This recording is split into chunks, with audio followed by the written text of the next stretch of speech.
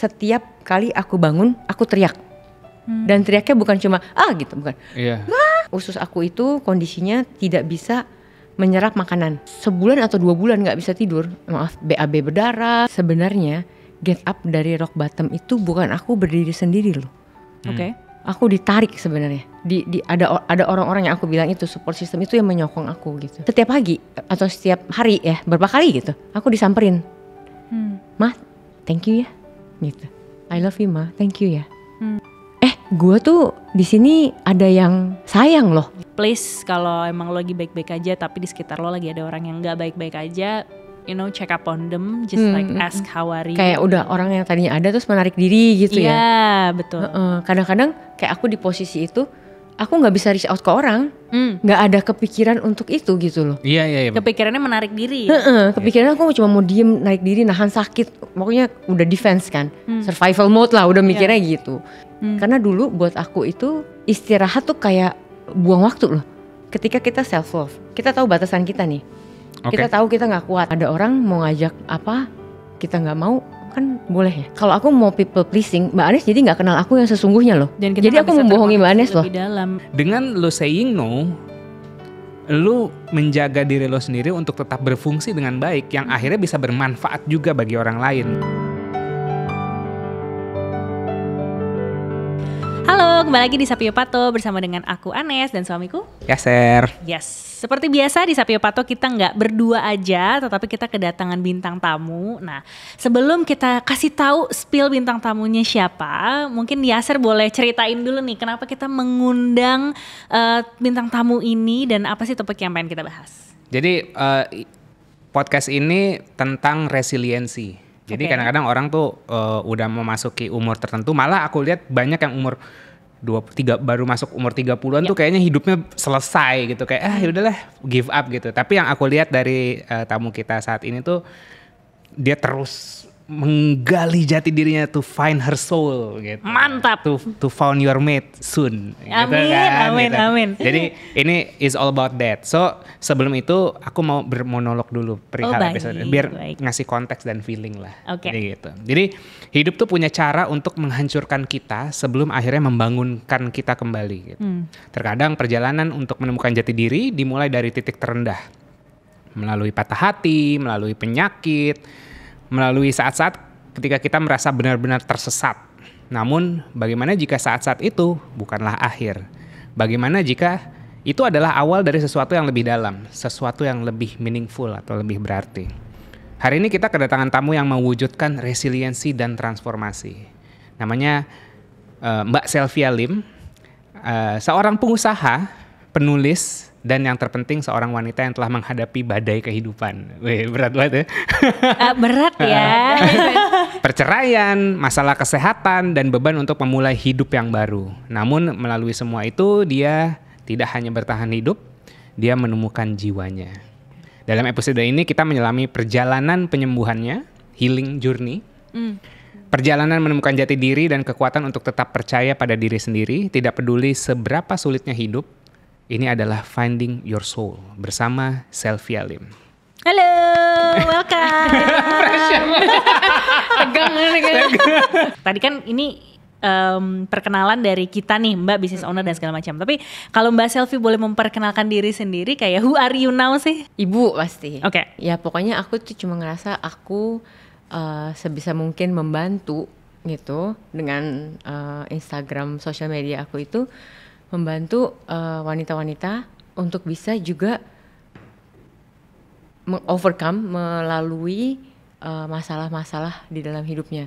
Gitu. Karena gini, aku ngerasa ya tidak semua orang itu mempunyai privilege untuk bisa menemukan tempat bercerita yang aman.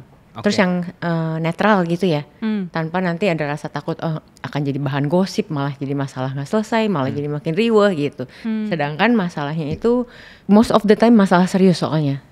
Misalnya ada kekerasan dalam rumah tangga, misalnya hal-hal seperti itu gitu yang mereka butuh bantuan yang serius gitu.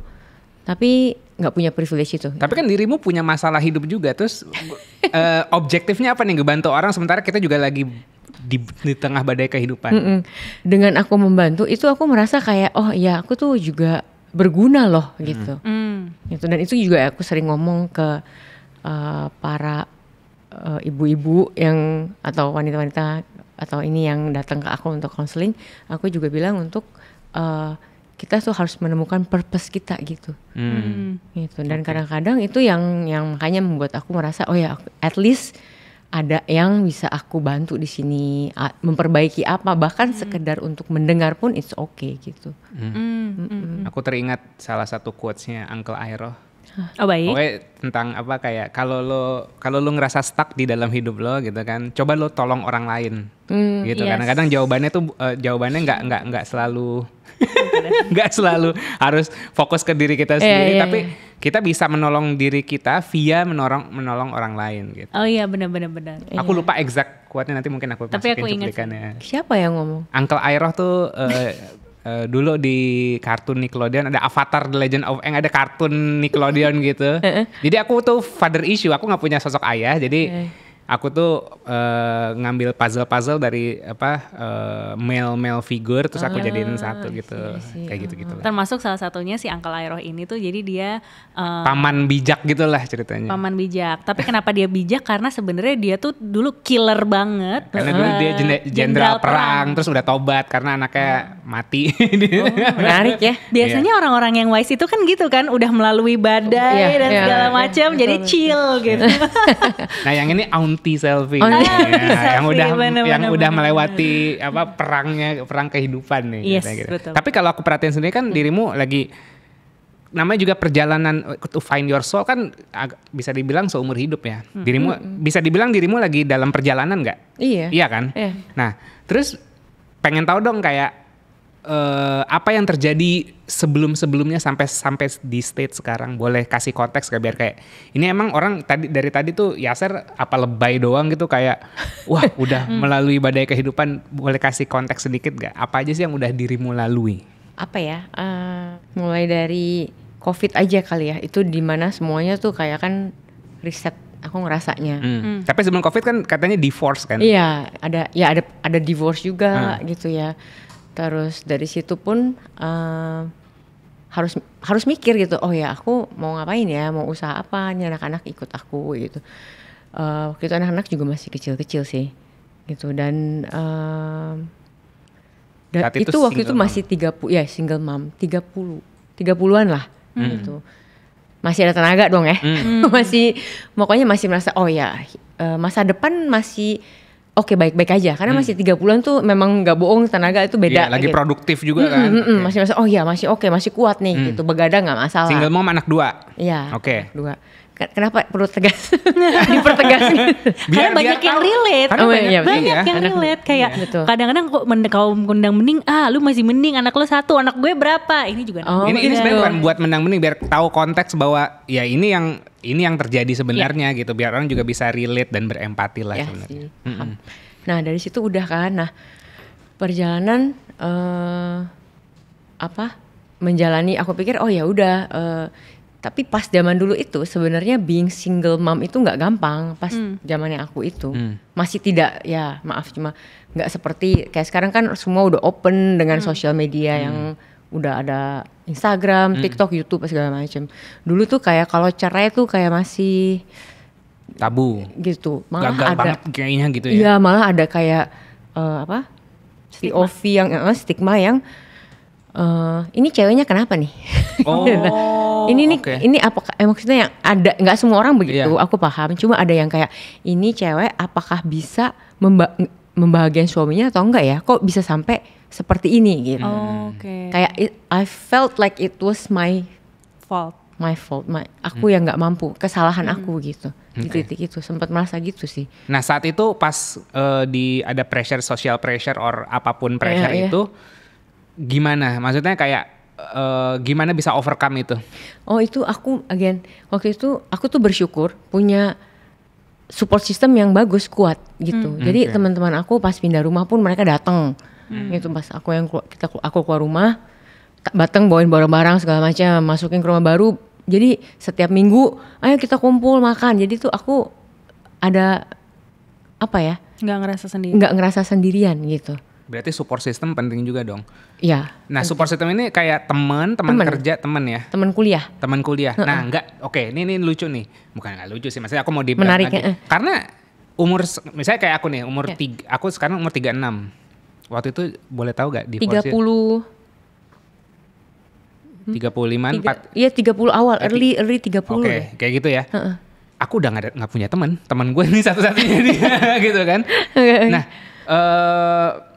itu padahal krusial loh, ngebangun network teman. Ya maksudnya aku nggak satu-satu, tapi aku juga punya teman-temannya. Tapi saat itu dan aku ngelihat di skena sosial sekarang, umur 30 udah pada kesepian, udah terlalu sibuk kerja, nggak punya teman, temannya teman kerja doang, tapi keluar kerja nggak tahu mau gaul sama siapa lagi gitu kan. Gimana mempertahankan friendship sampai umur 30-an dan yang akhirnya beneficial di saat kita ada sesuatu, ya akhirnya kan kita punya support system gitu. Mungkin karena waktu itu berlima ya, karena kita semua merasa kita tuh aneh ya. Jadi kita akhirnya jadi solid.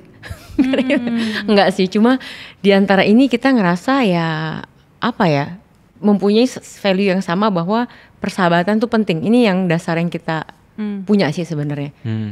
Karena sampai saat ini pun juga masih gitu. Oke. Gitu. Jadi kayak temennya tuh memang walaupun nggak ketemu kayak zaman dulu, cuma kalau ada masalah apapun ya pasti nelfonnya, kalau udah ini nelfonnya mereka dulu nih, gue lagi gini, ini lagi, mereka juga gitu. Nah itu sesuatu yang memang buat aku blessing ya, membantu menguatkan. Krusial sih teman-teman. Aku juga maksudnya sebelum menikah sama kamu kan, aku sempat kayak pacaran 5 tahun dan itu putusnya juga agak-agak gila gitu, sampai kayak family to family pun harus involve putus pacaran itu. Terus ya untung ada temen sih buat sharing, buat sirkulasi emosi, pikiran gitu-gitu gitu. Jadi atau guys, lo bikin berteman guys. Maksudnya emang dia, Mas umur berapa? 27. Punya teman dekat berapa orang? Oh, 1. Serius? Iya, sekarang tuh umur 25 sampai 35 tuh temennya dikit. Oke. Bagaimana yang sudah makin ini ya. Ya mudah-mudahan bisa dapat insight dari sini bahwa kayak pertemanan tuh juga perlu dibangun di luar mungkin relationship romantis atau pertemanan pekerjaan, karena kayak support system gitu kan, kita kan nggak tahu kapan kita rock bottom gitu-gitu kan. Betul. Jadi di sini pun walaupun kadang-kadang kita tuh nggak ngomong, kan kita nggak selalu punya masalah ya. Jadi kita ngomong ketemu ya bercanda kan. Iya. Untuk begitu pun kita udah oke gitu loh. Untuk ada, kalau buat aku kekuatan itu berasal gini, karena dari kuliah mereka itu tahu aku itu apa adanya aku sebelum aku tuh kenal dunia kerja, kenal politik, kenal politik orang, politik kantor, pedagang. Sebelum aku kenal ini semua, mereka tahu aku yang pas lagi jadi murid gitu. Iya. Yang masih polos gitu ya. Yang masih bolos kelas gitu misalnya. Yang masih ngeliat dunia tuh masih gimana. Nah, itu kita kan tahu gitu. Oh, kayak gini orangnya gitu.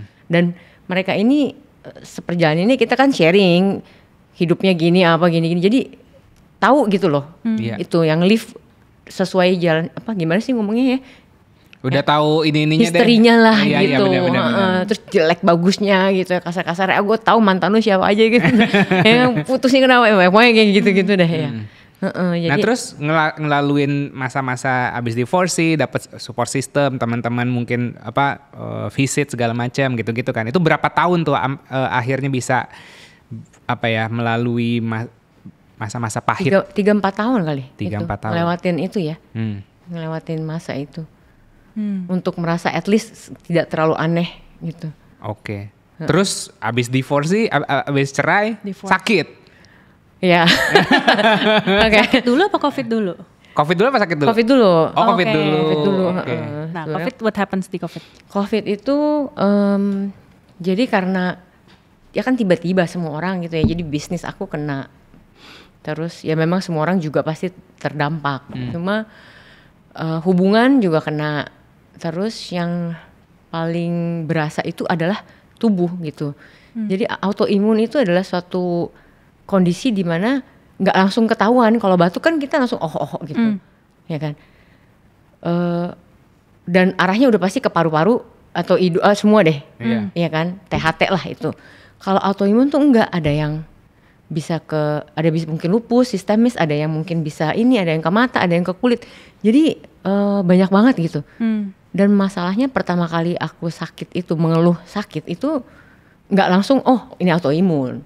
Udah tes darah segala macam, keluar masuk rumah sakit, dibilangnya GERD kan. Karena muntah-muntah. Ini awal ya. Jadi yang paling aku inget itu kalau tidur begini itu aku nggak bisa. Ini spine ini tulang belakang, sakitnya setengah mati. Yang tidak tertahankan loh. Udah minum Panadol, painkiller segala macam nggak tahan. Sampai gini, aduh sakit banget ya. Sampai harus fisioterapi. Jadi kira kan dikira saraf kejepit dong. Iya, saraf ya kejepit kan? lah, terus ini yang scoliosis. Iya, atau gitu-gitu kan. Ya udah. Terus mau coba pakai apa, pokoknya usahakan supaya bisa tidur malam. Nah, itu aja sebulan atau 2 bulan nggak bisa tidur akhirnya. Nah, setelah itu tapi tidak membaik, masuk ke pencernaan. Pencernaan mulai muntah-muntah, nggak bisa makan, terus berat badan mulai turun. Nah, namanya orang kurang tidur pasti kan lelah, capek gitu kan, kognitif juga kena gitu ya, mana COVID lagi gitu. Terus akhirnya kena ke pencernaan sampai masuk rumah sakit bolak-balik gitu, dan sampai BAB berdarah, sampai yang kayak gitu-gitu. Nah itu berat badan aku nih tadinya segini. Sekarang kan 45-46 lah ya, sampai ke 39. Kebayang nggak? Maksudnya ininya tuh udah sampai kempot kayak gitu. Gini gitu. Terus aku jalan kayak naik tangga ke lantai 2 tuh ngos-ngosan. Udah kayak gitu. Jadi apa ya? Ketika badan kita itu tidak berdaya, yang namanya pikiran yang enggak itu ternyata bener-bener wah itu sih luar biasa loh. Karena kan sakitnya nggak cuma sehari nih masalahnya. Enggak tuh boleh spesifik gak? Suicidal gitu? Bukan. Itu ada tuh. Begitu aku proses. Berat kan hidupnya. Itu ada juga. Putus harapan itu tuh ada. Karena kan sakit aku nggak cuma sekedar oke, ini kamu sakit segini, aku kasih obat segini nanti sembuh gitu. Antibiotiknya seberapa lama terus sembuh, enggak kan? Iya. Masih sakitnya ini karena nggak ada kepastian ya. Iya, proses pencariannya itu aku ke profesor ini, ke dokter ini, kemana itu semua beda. Sampai ke luar negeri kan? Sampai ke luar negeri ya. Sampai waktu itu sih masih tutup. Jadi aku ke dokter sini dulu. Ingat gak ya masalah delta apa semua. Itu kan susah nyari dokter ya. Itu aku sampai ke rumah sakit dari Kelapa Gading ke Jakarta Selatan. Mayapada kalau gak salah. Berobatnya tuh ke sana. Jadi dokter ini obatnya beda, dokter ini beda, dengan hasil yang sama, gitu. Dan dibilangnya gini yang bikin aku shock waktu itu awal-awal. Oke, kalau autoimun tidak boleh makan pengawet, penyedap, perasa, pemanis. Gila sih. Apalagi ya? Pokoknya yang makanan nggak murni gitu, yang makanan dari kalengan, nah itu nggak boleh. Tepung itu nggak boleh, ya kan? Nah. Aku kan kerjaannya dari dulu dunia F&B dan aku tuh suka banget makan, walaupun nggak makan banyak tapi aku suka nyobain makannya. Pas dikasih tau begitu kan shock ya, apalagi nggak boleh makan bakmi, nggak boleh makan roti. Kayak kira seumur hidup gue nggak boleh makan ini, terus gue makan apa? Kayak bengong gitu. Hidup gue akan jadi kayak apa? Iya kebayang. Gitu kan? Kamu kebayang sebagai foodies? Gue kebayang yang saya makan bakmi, Allah. Iya masa terus gitu yang lebih ininya lagi adalah gak boleh makan di luar, semua harus dimasak. Homemade semua? Homemade. Telurnya free range. Oh my ayam. God, ya ayam kampung. Sapinya itu apa? Yang gak grass feed. Iya. Ya kan, jadi semua tuh sangat selected banget. Aku bilang gila, ini nyari satu supplier aja udah PR banget kan. Terus mesti nyari yang lain, sedangkan badan tuh udah lemes banget, udah kayak gimana caranya itu udah wah makin stres. Itu mikirin sendiri, maksudnya nggak ada asisten siapa yang support gitu untuk nggak ada.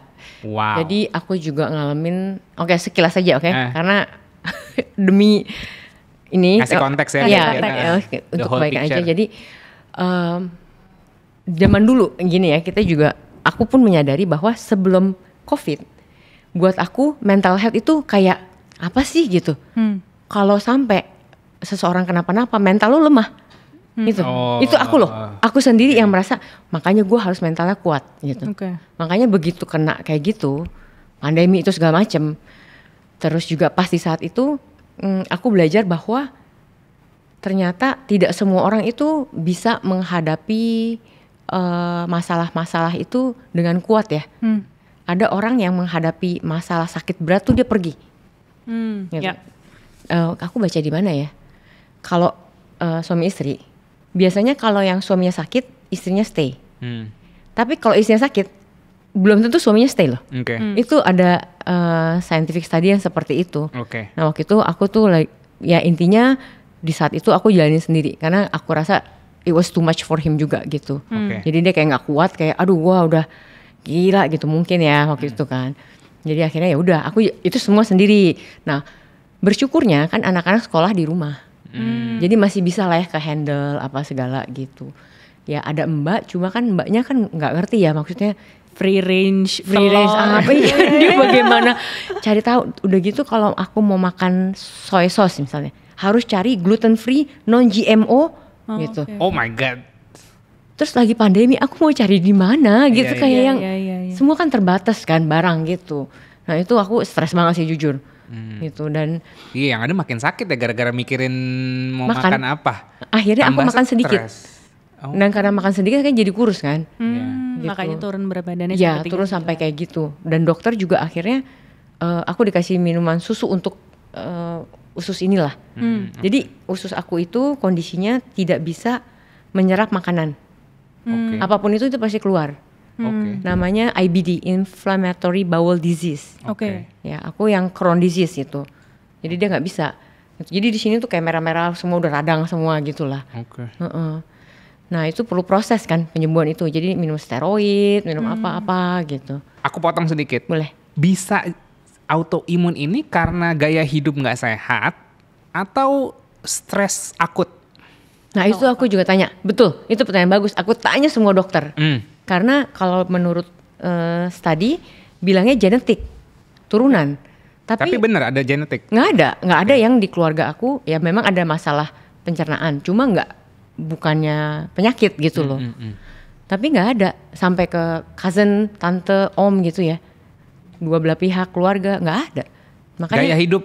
Gimana? Nah itu aku pikir mungkin gaya hidup karena kan aku tuh suka banget gorengan di pinggir jalan ya. Itu tuh cireng itu salah satu makanan yang membuat aku tuh kayak kalau lagi bete pusing tuh makan cireng kayak bahagia banget gitu. Iya, kebayang. Sama cabai. Kebayang. Ya gitu kan. Terus kalau malam makannya wedang ronde. Aku tuh suka yang kayak gitu-gitu. Street food. Iya, gitu kan. Tapi kan logikanya semua orang juga makan itu dong. Iya. Iya kan? Kenapa aku kan nggak? Aku merasa nggak fair kayak sorry ya yang beli banyak juga nggak cuma aku doang gitu. Cuma ya mungkin kondisi seperti itu terus stres juga gitu ya. Mungkin itu. Nggak, soalnya kita ada tamu waktu itu si Sarah autoimun karena stres waktu itu. Habis relationshipnya itu not going well, terus bikin dia stres dan autoimun. Gitu. Pas dia udah putus, autoimunnya membaik. Nah, dirimu waktu itu akhirnya healing, bisa dibilang sekarang sembuh atau masih dalam? Ini udah. Bisa dibilang ini kayak dorman gitu udah. Nah itu karena apa? Tidur. Apakah karena akhirnya sudah berpisah? Mungkin apakah dengan berpisah malah do you jadi feel better gitu? Enggak. Jadi aku mengakui kalau nggak gampang menerima perpisahan itu. Jadi masih ada kayak rasa sakit, rasa kayak marah gitu ya. Karena kan ya nggak dengan kondisi yang baik gitu.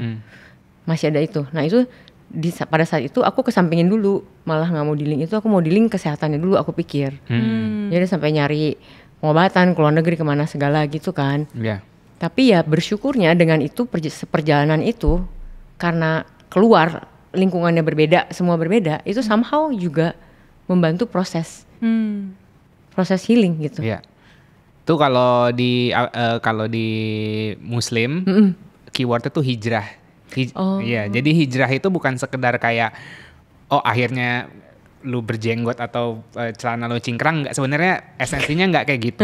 Hijrah tuh anggapannya lu pindah dari sebuah keadaan yang buruk ke environment yang lebih suportif. Karena dulu kan ceritanya Nabi kita dulu di satu kota yang bener-bener gimana banget, dia hijrah ke kota baru gitu. Akhirnya something good happen. Hijrah lah gitu. Nah itu bisa dibilang kayak esensinya tuh hijrah gitu, dari sebuah environment yang kayak wah pressure banget, bitter gitu-gitu, terus dirimu pindah. Iya, gitu. iya. Ya, karena begitu kuat gitu ya. Memori itu jadi kayaknya kemana aja juga kayak keinget mulu, dan itu rasanya memang gak enak banget sih. Pada saat itu, ya kan. Karena aku merasa kondisi aku lagi lemah. Jadi kesehatan itu segitu pentingnya gitu menurut aku sekarang. Memang sih penting ya, cuma segitu signifikannya, karena ketika ya maksudnya aku kan udahan kan nggak cuma yang itu kan, dulu malah sama itu caranya ya kan sebelumnya putus pacaran tuh melewati oke aja gitu loh, kenapa yang ini sampai segininya. Nah itu juga salah satu yang aku bilang itu, karena antara stres atau badan juga pas lagi stamina kurang nggak kuat, nah itu semua jadi akhirnya berat. Tapi bisa dibilang udah forgiving. Udah. Forgiving udah. Karena setelah perjalanan itu semua, aku baru menyadari bahwa memang ya sampai segitu doang gitu. Kadang-kadang ya waktunya ketemu dia cuma berapa bulan doang misalnya. Yang ini cuma segini. Hanyalah sebuah fase gitu ya. Iya gitu, ini adalah sebuah fase supaya kita kesini gitu. Karena gara-gara itu, ini sejujurnya gara-gara kejadian itu, mulailah aku dengan Instagram ini. Aku baru merasakan self love tuh penting gitu. Dari situ justru. Dari situ aku woro-woro kayak ayo ibu-ibu ya, kita jangan lupa self love ya, ibu-ibu tolong ya. Gitu. Jangan segitunya, maksudnya hemat-hemat, sekali-sekali beli skincare boleh gitu loh. Gitu, jangan, ya kan kadang-kadang ibu-ibu merasa duluin anak dulu makan deh, anak gitu. Walaupun ya bagus, mulia, cuma ya beli yang ini juga boleh gitu. Prosesnya berapa lama tuh Mbak, yang terutama dari awal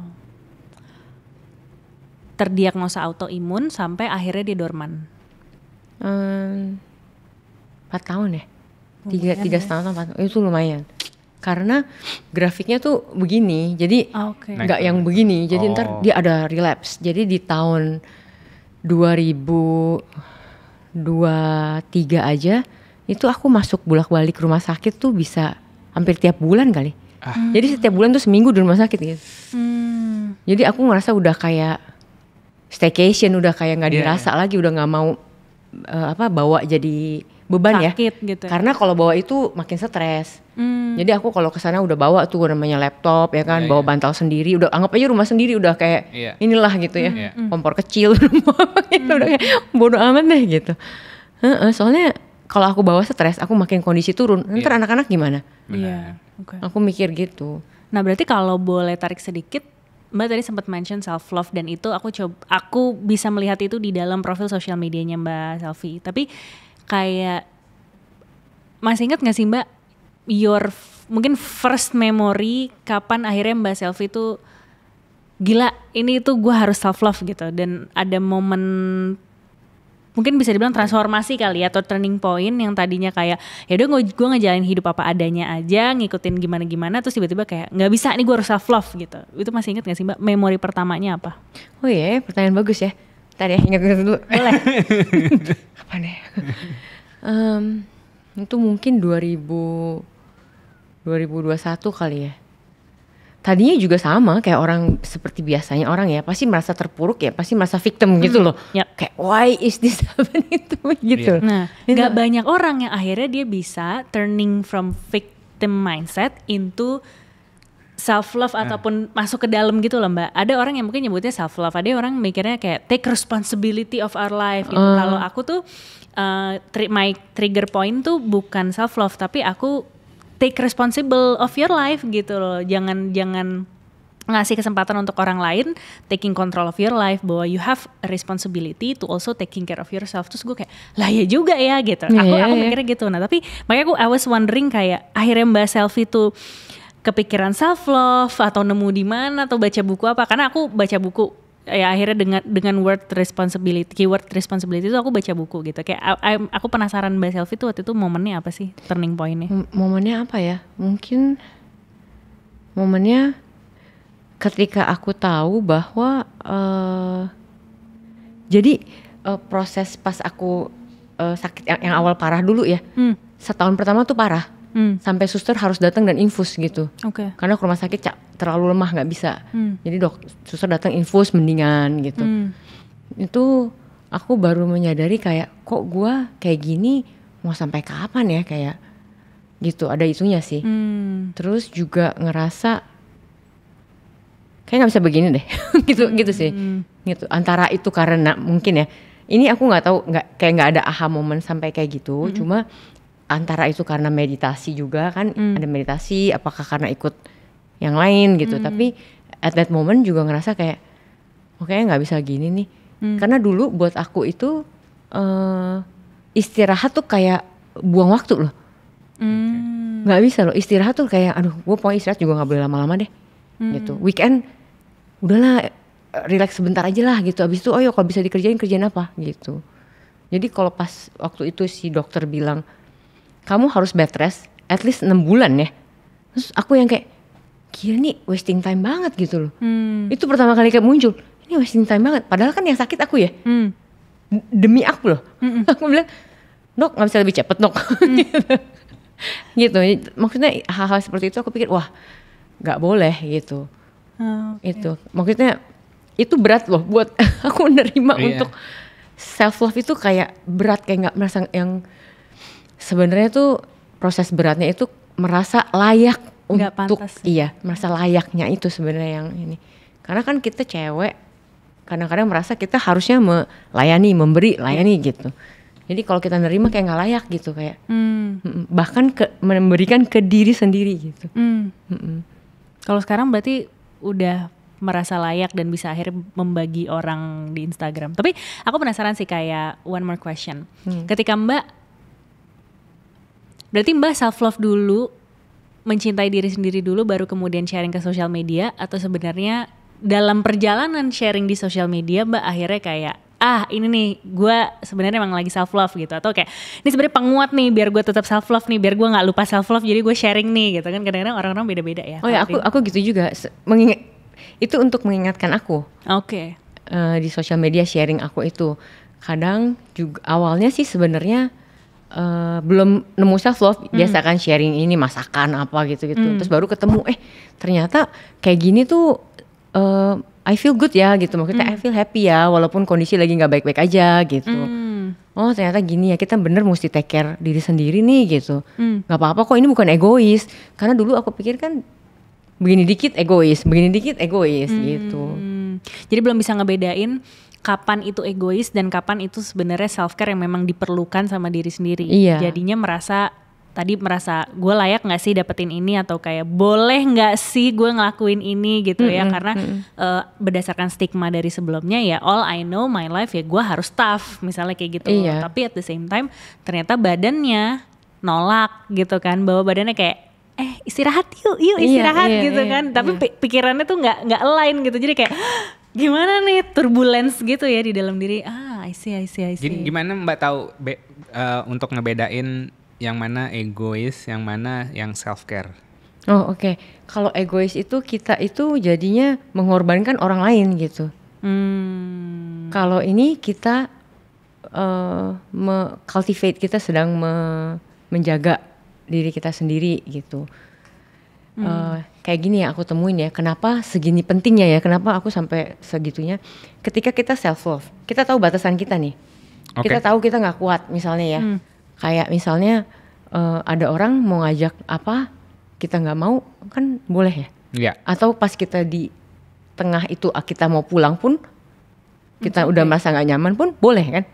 Itu pilihan itu ada, itu pilihan mau diambil apa enggak. Bener gitu. Nah itu adalah bagian dari self love yang kadang-kadang sebagai perempuan merasa oh ya aku harus tunduk, aku harus nurut. Sebagai anak aku harus ikutin mau jurusan kuliah apa misalnya gitu ya. Gitu.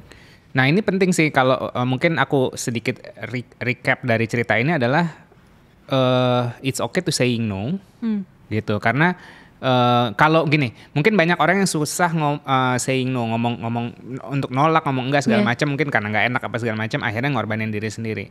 Tapi coba mindsetnya di tweak sedikit, bahwa gini, lu saying no untuk lu perform sebagai manusia lebih baik, dan akhirnya juga lu bermanfaat juga buat sesama gitu. Percuma lu mengorbankan diri lu sendiri, tapi abis itu lu burn out.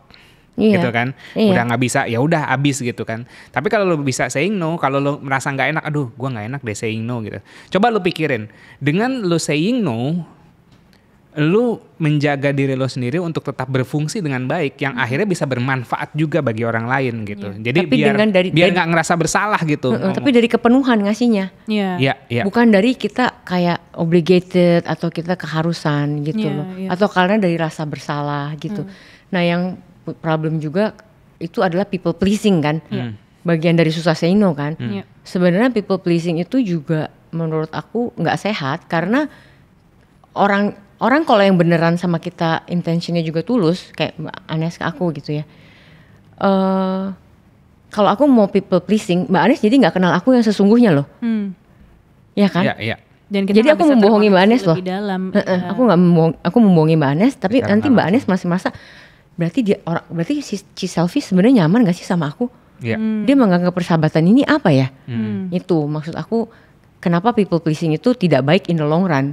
Orang akan banyak ya orang yang ke aku bilang, aku udah people pleasing kok orang malah makin menjauh ke aku, karena nggak ada trustnya itu loh. Make sense. Iya kan, kita kalau ada seseorang terlalu people pleasing ke kita jadi merasa ini orang fake or real gitu ya dong.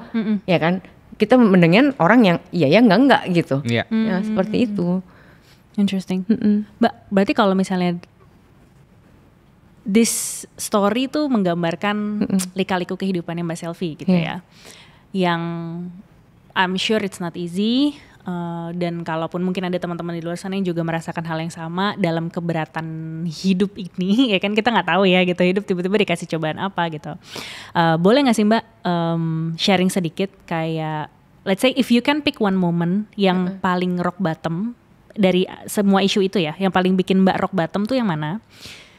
Dan kemudian apa sih yang waktu itu Mbak lakukan untuk bangun dari momen itu, yang ibarat kata kalau you can share to other people gitu ya.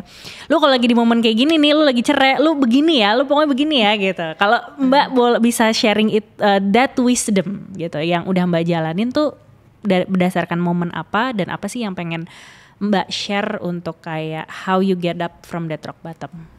Sebenarnya get up dari rock bottom itu bukan aku berdiri sendiri loh.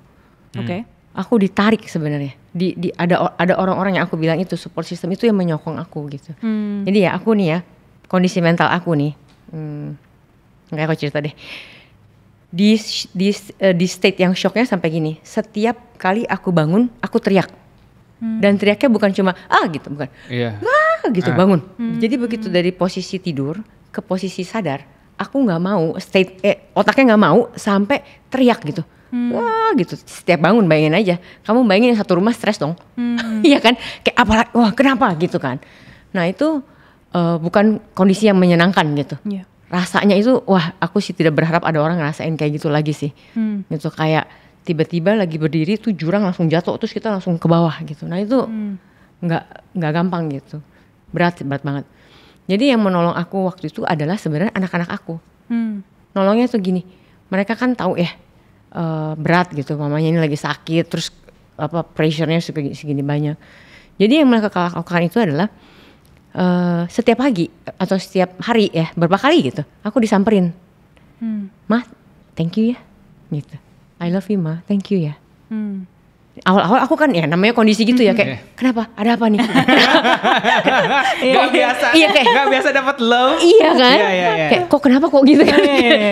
Mama kenapa lagi nih gitu kayak aku mikir gitu kan. Gitu. Terus enggak apa-apa, aja untuk say thank you, maksudnya udah jadi mama aku, thank you ya, terus dipeluk gitu kan.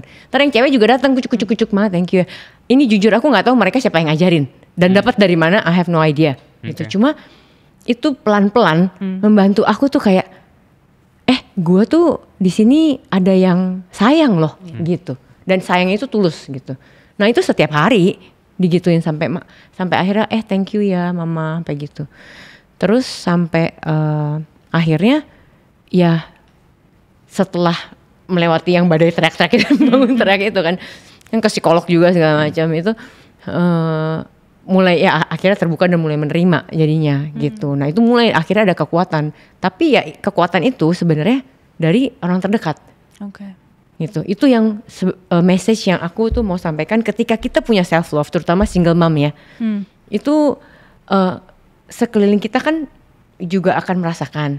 Semoga dengan kita begitu, ini ada benih gitu.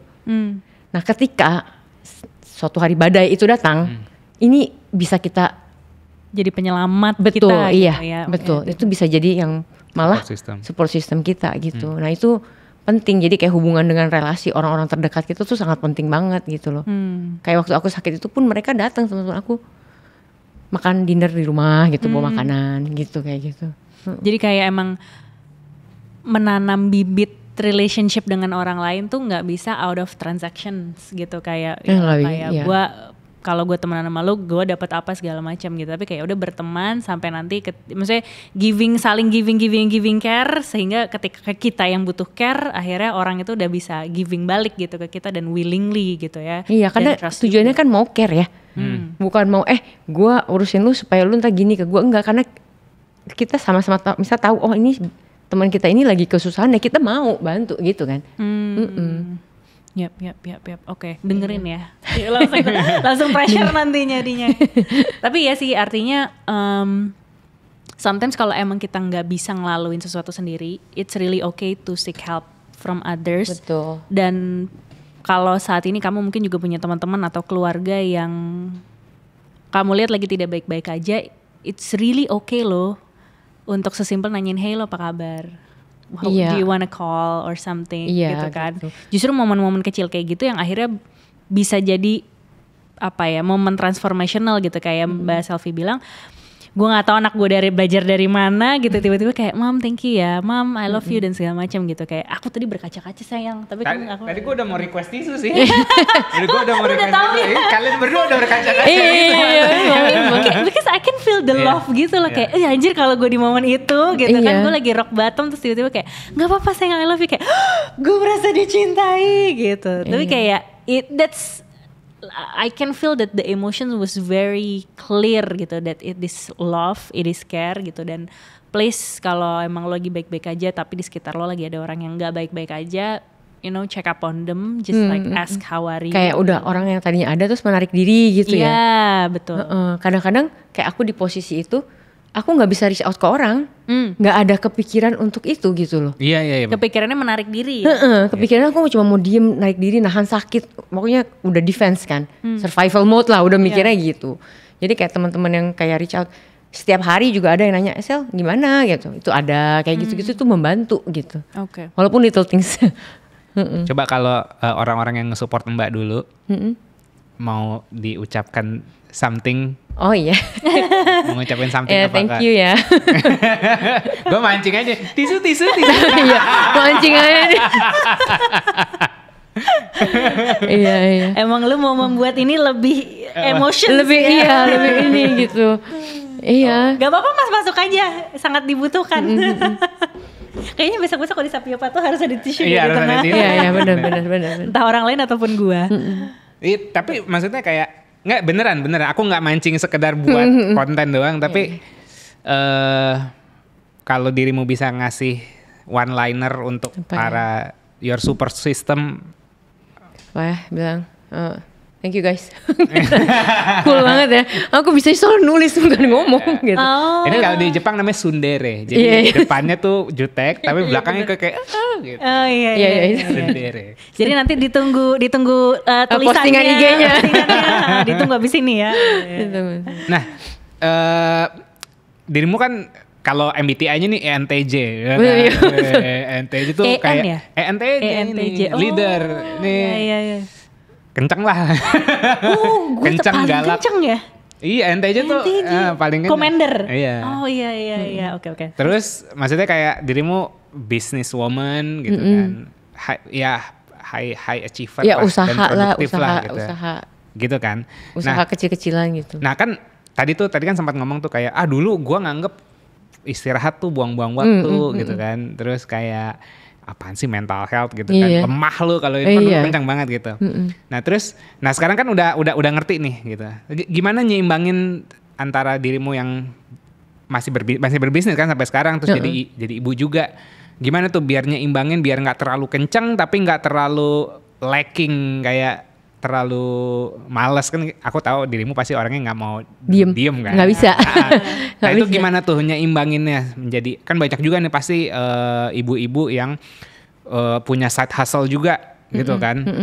Tapi perlu nyeimbangin juga dong sama perhatiannya ke anak atau ke keluarga dan ke diri sendiri dan ke diri sendiri. Nah itu kan jugglingnya agak jadi ada ini sih ada jadwal tertentu yang kita nggak bisa nego biasanya. Kalau hari Minggu gereja itu pulang pasti harus makan bareng. Terus kita tuh sengaja gerejanya agak jauh supaya di dalam perjalanan mobil kita ngobrol.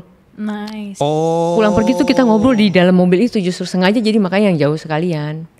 Dan FYI, tips dari Mbak Selvi, kalau lo mau bonding sama anak-anak lo ya, lo bisa ngasih pijit bu ibu ke anak-anak.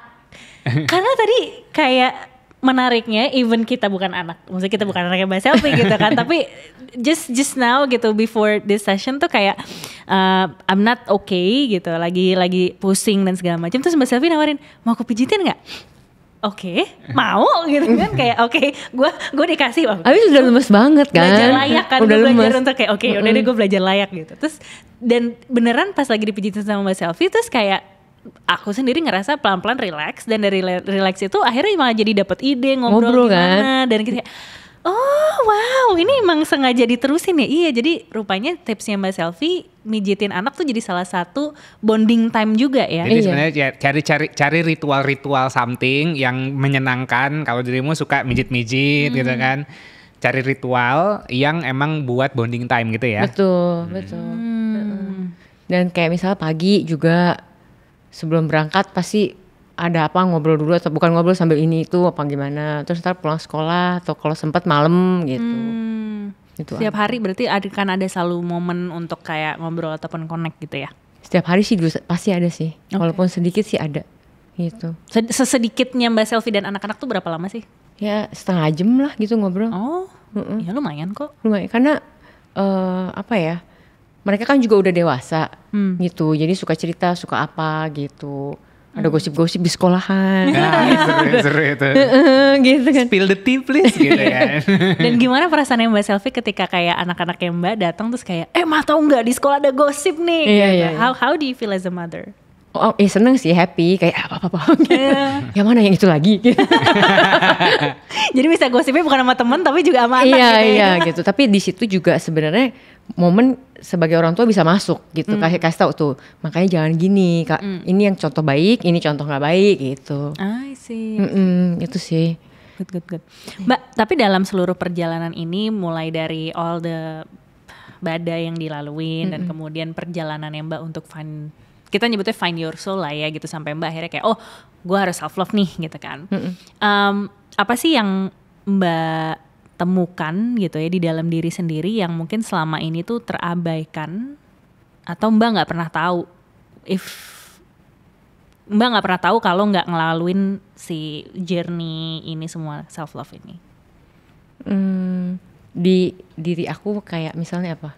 Kayak kemampuan atau apapun itu yang dulu kayaknya terabaikan, terus selama healing journey ini tuh kayak apa sih yang ditemuin dari perjalanan ini di dalam diri Mbak? Kayak reflect back through all of that gitu. Apa ya? Kalau ternyata aku baru menyadari kalau ternyata banyak orang itu mau curhat ke aku ya. Entah kenapa, aku juga bingung. Gitu, dan continuous loh, maksudnya ntar ada ya lucu ya, dari yang udah kuliah akhirnya kan udah berapa tahun dia lulus, dia cerita gitu. Dari yang pas pacaran curhat lagi ribut pacarnya, udah punya anak, married terus punya anak gitu. Nah itu tuh ntar cerita update gitu, aku tuh seneng loh. Aku Terus dulu nggak kayak gitu. Dulu orang malas ya deket-deket Mbak ya, karena galak banget. Kelihatannya hanya casing. Aku tuh nggak galak, aku tuh judes. Oh judes, tsundere ya. Tsundere, aku tuh judes, kayak misalnya kalau ada cowok dulu nih ya sampai gini nih, cowok nanya kan, namanya cowok deketin, Sel apa kabar, siang udah makan siang belum? Urusannya apa sama lo? Tapi bagus, orang-orang gitu yang nanya gitu harus dijudesin karena such a boring question. Aku emang kenapa? Coba gitu, emang kenapa nanya? Sampai kan judes banget deh, ya kan? Gitu kayak yang apa sih? Kayak apa sih gitu. Jadi nggak boleh, itu nggak boleh guys, nggak boleh. Itu nggak boleh ditiru. Tapi aku juga ngerasain kalau ternyata aku juga orangnya lumayan ini juga ya, cukup tolerance of pain aku lumayan ternyata tinggi juga ya gitu. Oke. Bisa nahan gitu. Nice. Ada lagi? Oh, tanya? Ini sih paling kayak buat yang untuk penonton-penonton yang mungkin yang baru bercerai gitu kan. Kan biasanya kayak perceraian tuh bisa membuat seseorang jadi tidak percaya dengan cinta lagi gitu. Oh iya. Iya kan? Iya. Perspektif Mbak berubah gak setelah baru cerai sampai sekarang udah mulai healing perihal love? Berubah, itu pasti berubah. Sebelumnya apa, sekarang kayak gimana? Tapi apakah mungkin juga itu karena usia ya? Oke. Bisa gak ya? I don't know. Karena usia, maksudnya dulu kan usianya masih muda, tapi sekarang semakin berumur, yang dicari juga semakin ya beda nggak yang kayak dulu gitu. Kalau dulu nyarinya yang kayak gimana? Dulu nyarinya yang pokoknya bisnis, terus setia, pokoknya yang simpel-simpel lah, jujur yang standar gitu loh. Oke. Bertanggung jawab gitu misalnya, gitu kan, tinggi berapa gitu. Kalau sekarang? Kalau sekarang kayaknya lebih yang orang ini mampu mendengarkan. Nah itu ternyata penting kan. Orang ini mampu mendengarkan dengan empati ya, dengan kesadaran. Itu perlu kedewasaan yang agak mengalami juga banyak baru bisa begitu kayaknya menurut aku. Mungkin aku rasa sih not necessarily umur. Meskipun sebenarnya kalau di psikologi yang aku pelajarin tuh manusia tuh punya human development task lah gitu ya. Jadi kayak misalnya kalau zaman-zaman sekolah tuh itu awal-awal kita mulai bersosial, terus kemudian kayak umur baru lulus tuh kemudian kita mulai kerja, berarti kita kayak menavigasi karir yang lebih penting gitu. Jadi kayak setiap ada sebuah range umur dan itu memang ada semacam kayak tugas-tugasnya. Tapi selain dari itu aku rasa terkait sama kayak tadi Mbak Selvi bilang gitu, yang sebelumnya mungkin kayak pengen jujur di tanggung jawab dan lain-lain gitu ya, tapi sekarang Mbak merasa bahwa gue pengen orang yang punya skill mendengarkan, bisa memahami gue gitu. I don't really think it's necessary related to umur, tetapi lebih ke realisasi aja sebenarnya itu yang dibutuhin dari dewasa dulu. Atau dan dari nggak masa sih harus nunggu badai kehidupan dulu guys gitu kan ya gitu. Sebenarnya ini kita sharing gini kan, ini realisasi kita gitu kan, tinggal are you open and choosing this kind of realization for yourself atau enggak gitu kan. Nah orang akhirnya kadang-kadang ketika mereka dalam tanda kutip kepentok dulu atau mereka berada di sebuah situasi yang gak nyaman dulu, baru kemudian akhirnya mereka ini ternyata juga harus hal yang gue pakai ya gitu. Jadi simple put kalau buat aku sama Eser kayak jadi hidupnya tuh bukan by design sendiri gitu. Hidup itu kayak udah jalanin aja, by default aja, sliding aja, ya udah ikutin aja arah hidupnya mau kemana. Dan memang ada orang yang seperti itu, tapi kadang-kadang juga lupa untuk take a step back dan reflect gitu. Dan menurut aku refleksi itu adalah proses self love sih kalau aku bisa bilang ya, karena self reflect. Karena dengan merefleksikan itu adalah kayak belajar untuk misalnya forgiving whatever happens in the past gitu. Bahwa forgiving mungkin gak harus untuk memaafkan orang itu, but forgiving is actually for ourselves gitu. Betul. Kayak gue mau forgive in order for me to move on. Kayak terserah deh, maksudnya kayak orang itu ya gue gak tahu deh dia sekarang gimana gitu kan. Gue gak tahu dia apa baik-baik aja, apa dia makin bejat apa segala macam. Tapi yang penting I'm choosing to move on, and that's why kayak ya udah gue merefleksikan proses itu dan kayak ya udah deh, udah biarin aja gitu. Jadi kayak to connect with your statement tadi, I think realization bisa jadi salah satu poin yang penting juga gitu ya, untuk akhirnya we really know what we want and what we need over relationship. Bener. Penting. Bahwa akhirnya mau orang, let's say dia mau bisnis apa belakangan gitu kan, tapi kayak dia bisa dengerin gue nggak nih gitu kan as a human being gitu. Jadi lebih terkoneksi secara mendalam karena you say it because you need it. Gitu. Dan tuh kayak nggak semua orang tuh bisa tahu really kayak apa sih sebenarnya gue butuhin gitu kan. Mereka taunya cuma kayak gue mau ganteng, gue mau tajir apa just because of the stigma tuh gitu gitu. Tapi nggak bener-bener kayak am I really needing someone yang tajir bla bla segala macam gitu. Iya. Berarti udah nggak trust isu nih sama pria-pria. Masih trust isu gak dengan segala? Enggak ya. Terakhir kapan ya? Harusnya enggak ya. Lama juga ya. Terakhir sih enggak ya. Enggak ini. Maksudnya setelah COVID kan itu ada kejadian lagi kan di COVID kan, perihal relationship kan. Tapi setelah itu nggak ke bawah sampai sekarang transisinya. Iya, yang di COVID itu awalnya sempat, tapi setelah belajar itu aku merasa kayak forgiving itu ya udah setelah aku rilis sih sebenarnya. Kalau buat aku namanya bukan forgiving. Kalau forgiving rasanya kayak membolehkan dia itu terjadi gitu. Kayak aku nge-okein. Buat aku tuh saya rilis. Jadi momen itu aku rilis aja semua. Aku lepasin gitu. Berarti bisa dibilang orang-orang yang masih trust issue di relationship berarti belum move on atau masih stuck di experience yang sebelumnya ya, belum diolah berarti ya gitu ya. Bisa jadi. Mungkin masih merasa adanya ketakutan bahwa kalau itu sampai terjadi lagi, biasanya dasarnya itu gitu. Kalau itu sampai terjadi lagi, apakah aku mampu untuk bisa begitu tahu nih misalnya ada red flag. Dari awal kan ya biasanya. Red flag 1, 2, 3 kayaknya udah deh stop dulu. Gitu. Apakah aku mampu gitu? Atau enggak misalnya kalau nanti hubungan ini jadi misalnya ya nggak sehat atau apa, apakah aku mempunyai kapasitas untuk narik diri aku, say ini selesai dan ya udah cuma segini doang, it's okay.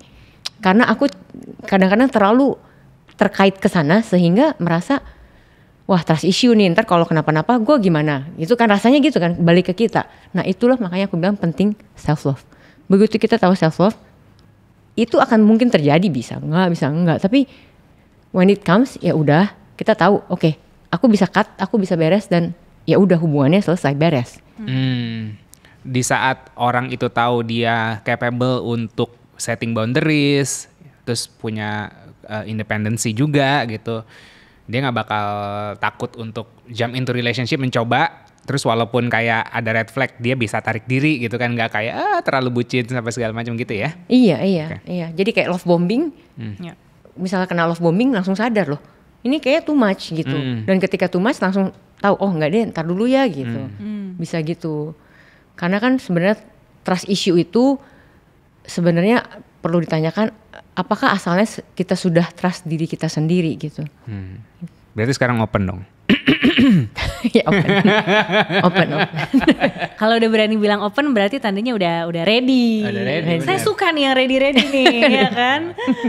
Oke. Nah kalau dirangkum one liner 10 tahun terakhir badai kehidupanmu tuh.